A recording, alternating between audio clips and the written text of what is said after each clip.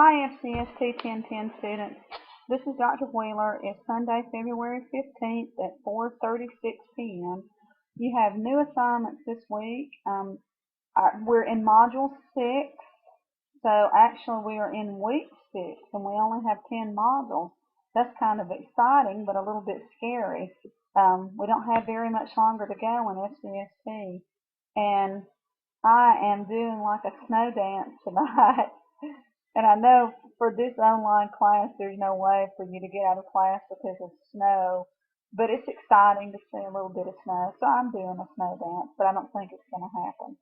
I just don't want ice. I don't want anybody to get hurt walking or driving or anything like that. But anywho, I digress. I'll go on. Click on the LibGuide link.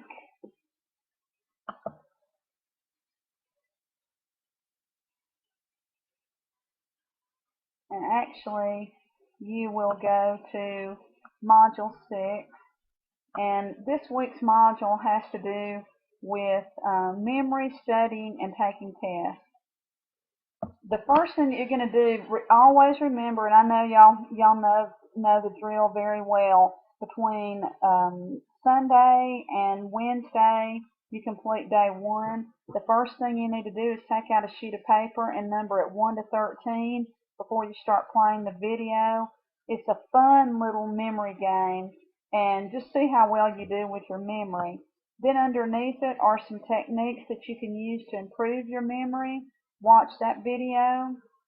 This is an excellent article on flashcards. Right down here.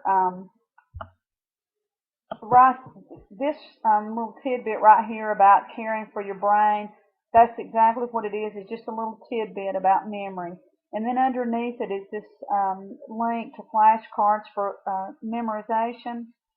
It's absolutely incredible. You can use it for any class, for math, for science, for history, for anything, for English. You can use flashcards.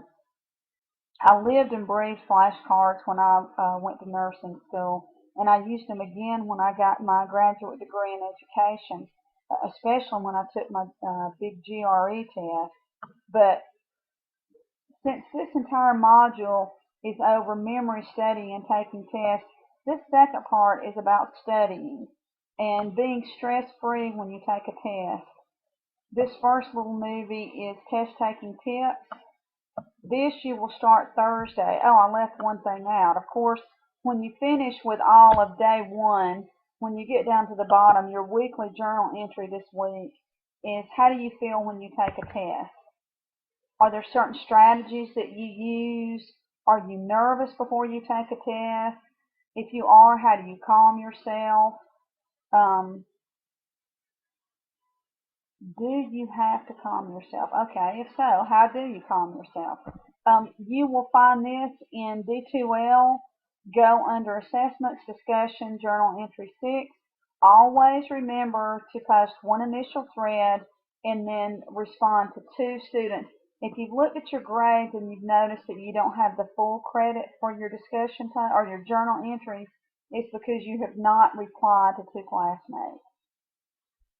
So this is due, your weekly journal entry is due Wednesday before midnight. Then you come up to, hold on one moment. So you finished your journal, you've submitted it on Wednesday before midnight, and now you come up to day 2, step 1. You have between, Thursday and Sunday to watch all of these. You kind of pick up where you left off. You completed a journal on how do you feel when you take a test. And now you come up here about test taking tips. Guys, when y'all watch these videos, always make sure that you click on the words instead of the arrow. If you click on the words, it'll show the video in full screen. I'm sure you've already figured that out. I put a helpful hint right here. Put a piece of peppermint in your mouth before a test and it opens up your brain. Then right underneath it there is another video. And this video is called Survival Tips Over Managing Test Anxiety. Then you come down to day 2, step 2. This is a test-taking infographic. It is so cool. When you pull up the link for the infographic, if you'll left click on the infographic, it'll increase the size of the infographic. So just click on the left side of your mouse and it'll make the infographic big. I love infographics. I'm a very visual person. The next one is an inspirational video about how to make things memorable. Great video. Great video. And then the last thing is day 2, challenge 6. There are 2 articles below. These are really good articles as well. Once you read these 2 articles, I want you to print or write down 3 strategies from the article that you feel will help you remember, that'll be helpful for you to remember before you take your next test. Write 1 paragraph for each strategy that you choose. So label your Word document 1, 2, and 3. And then if one test-taking strategy is to get to school 30 minutes before the test, then make sure you tell why you chose that strategy, how you're going to use it, how you want to use it, how you plan to use it. I don't know how long your paragraph is going to be, but make sure you label each of these so I can tell that you've gone on to another strategy. But these are really good links.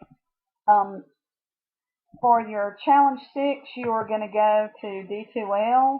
You're going to go under Assessment, Dropbox, Challenge 6.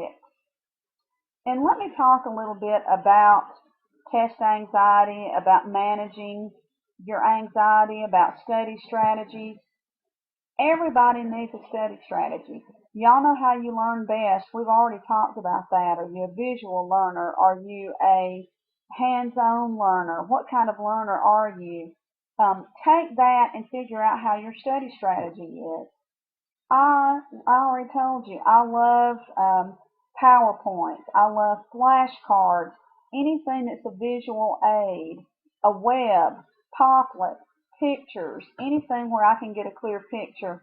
That's how I study best.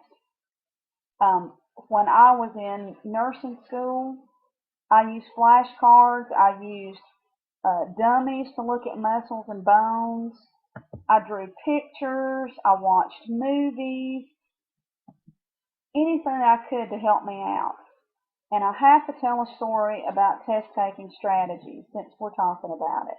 And test anxiety. I was never one for test anxiety. And I had studied for my nursing boards for a long time. We were the first class to take it by computer. And I chose to take it in Chattanooga. My twin and I were going to take it in Chattanooga. Instead of spending the night before, we drove to Chattanooga the day of, and we left about 2 hours early. But what I didn't realize is there was a severe thunderstorm. We got caught in bumper-to-bumper traffic. By the time I got there, I was a nervous wreck. You never know what's going to be on those tests, and not like a paper test where maybe something will cue your memory. When you take it by computer, it was, you take this answer, you can't go on to the next question until you mark it. If you don't know it, tough snot, you know, you got to mark it and you go on to the next one. Anytime, guys, that you can take a paper test instead of computer-based, it just seems like it's much easier. I mean, it's much easier for me. Needless to say, they told us before the nursing boards, if your computer shuts off at 75, then either you've aced the test or you've royally flunked it. My twins turned off at 75 and she got up and I said, "Where are you going?" She said, "My computer shut off." Well, everybody started getting up. Well, I clicked on mine after 75 and it went to 76. I immediately panicked and I took about 20 more questions and it never shut off. It kept going. The more I took, the more questions I took, the more the anxiety built. I would go to the bathroom. I felt like I was going to get sick. I would cry. I would go out to the car and call, at the time, my fiance, and cry to him, cry to my twin. You know, I'm sick at my stomach. I don't know what I'm going to do. That sucker went to about 275, which is the maximum that you can take for the nursing boards. And I missed it by 4 questions. Yes, I flunked my nursing boards, guys. I was one of 2 people out of my class of 60. I felt like a dullard. But it was God's will that I flunked it. I ended up with a better job than everybody else when I got at nursing school. I had to wait 3 months in order to take the boards again. The next time I took them, I drove to Atlanta with my mom. She drove.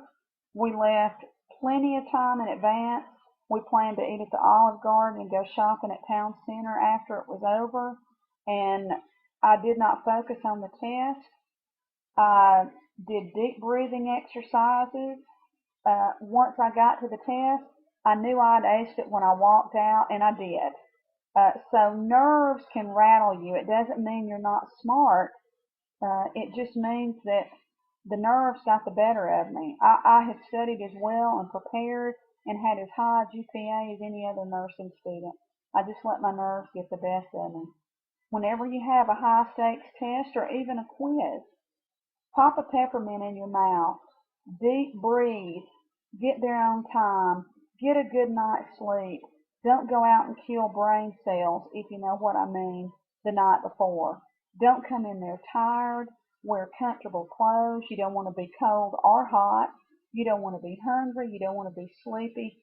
Take the test serious and don't come in there on 3 wheels with 2 minutes left to go.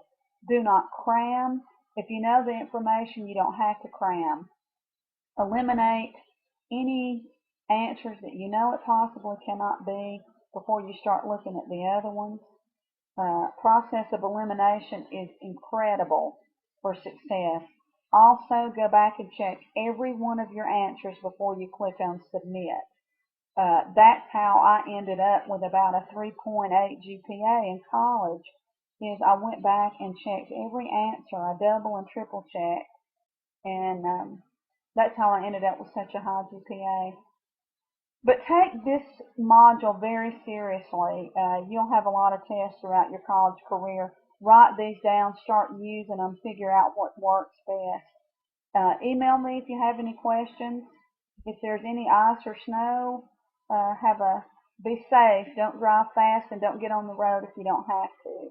And email me with questions, and I will keep in touch with email this week, guys.